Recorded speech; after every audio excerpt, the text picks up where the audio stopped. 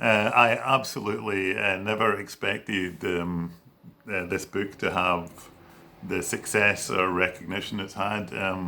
The book was published in the UK by a small publisher called Saraban Books, and probably in the first 5 or 6 months, it sold 500 or 800 copies. But it really changed when the book was shortlisted for the Booker Prize, which, as you probably know, is the most influential prize in the English-speaking world. And suddenly the book was able to reach a far, far bigger readership. People knew about the book and they could choose to read it or not, which is what you want as an author. You just want your people to have the opportunity to read your work.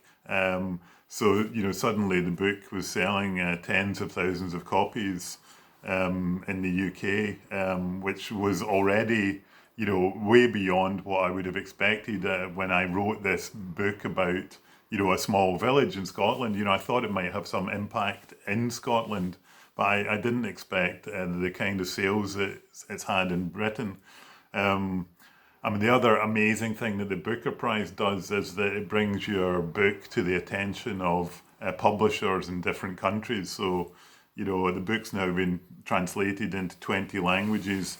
And, the absolute most fascinating thing for me in the journey of the book is meeting readers in different countries and finding how the story of my book set in Scotland in the 19th century somehow can resonate with them. So in Russia, people would compare the situation of the Scottish crofters with the serfs in, feudal Russia.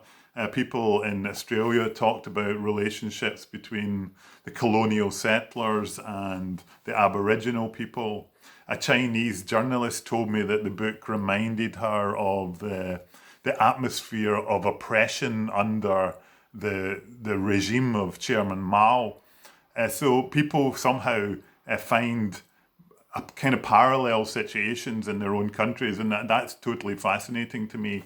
And I think in some ways it's because the book kind of describes a power structure, and my characters are people at the very bottom of this structure. They have no access to power, and I think somehow that's something that people can relate to in different cultures, in different countries, in different historical situations.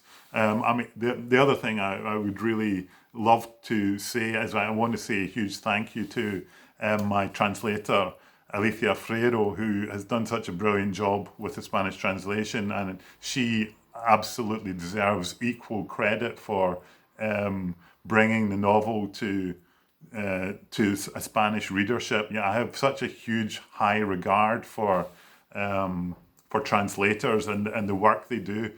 Without translators, all the books I've read, from Russian literature, French literature, Spanish literature, Italian, German literature, Japanese literature, we require translators, and I think they're the kind of superheroes of literature, and we don't talk enough about them. So also massive thank you to Alicia, who I had the great pleasure of meeting in Madrid last year, and I hope when I can come back to Spain, we'll be meeting again.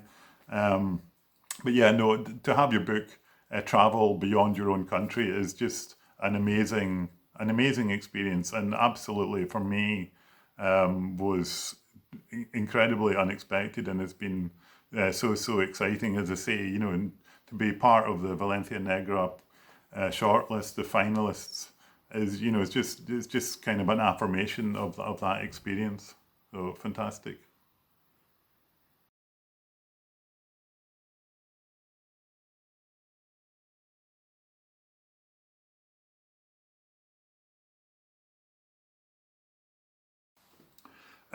For me, the most important aspect of my own novels, and for me of any novel, is character. To me, character is the absolute basic building block of a novel.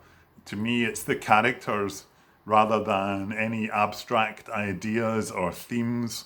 It's the characters that draw a reader into a novel. And as a writer, it's the psychology of the characters that I'm most interested in, and the writers that I love are the writers. Simenon. I have so many Simenon books here. The Belgian writer.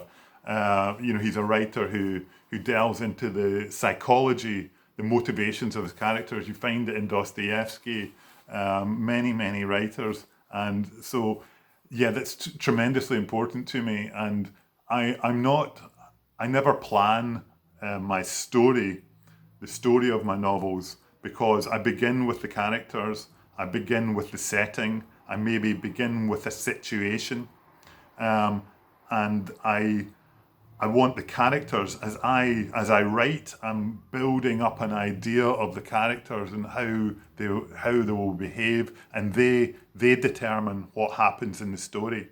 So even as I was writing His Bloody Project, even when it comes to the court scenes, the trial at the end of the book, I was writing that, and on a day-to-day basis, not knowing exactly what's going to happen in the story. And so it's an exciting process, and I become very emotionally involved in the story. And this process of building the character, I think, what is really crucial, especially if you're writing in the first person, is the language that your character uses. So, from the very beginnings of when I was doing the research for the book, I kept a list of words, a kind of bank of words, which would form the vocabulary that Roddy would use in his memoir. And I think the connection between language and character is a really crucial one. But it's a building process where I'm trying to follow the characters as much as I can. I try to be inside their head. I try to see the world from their point of view. I never stand outside the character and judge the character from outside. That's for the reader. The reader is there to judge the character, but I try to stay inside the character and not be judgmental. But yeah, fundamentally, that is the most important thing for me, is the psychology of the character, and that they determine what is going to happen in the book.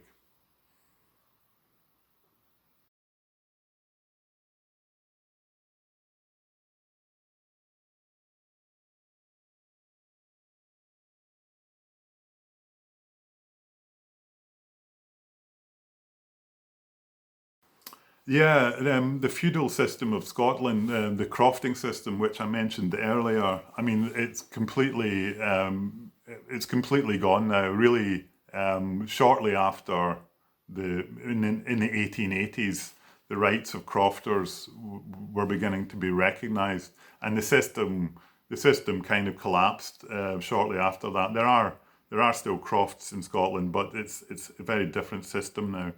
Um, you know, as as I said, I think people could, even although that system doesn't exist, people can find parallels with situations in their own countries. I mean, we don't have a crofting system, we don't have a feudal system, but people around the world still live under conditions of slavery or virtual slavery, whether they're working in factories where they have no rights, and they work 16-hour days and have no possibility of escaping that system, or they're trafficked from one country to another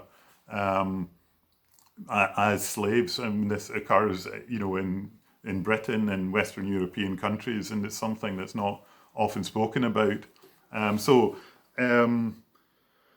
I wouldn't say that this feudal system survives, but there are still people, unfortunately, who, like Roddy McRae and his father, have no access to power. They have no recourse to the law, and they're powerless people. So, again, it wouldn't be something that I would say that I wrote into the book, but people can make their own interpretations of that, and that's, as a writer, it's always really, really important for me that it's not for me to say what the meaning of my book is or how it should be interpreted. What is important is that each reader can take the book, to look at the text and make up their own mind make their own interpretations of the book, and that in a way is, very fundamental aspect of how I want to write.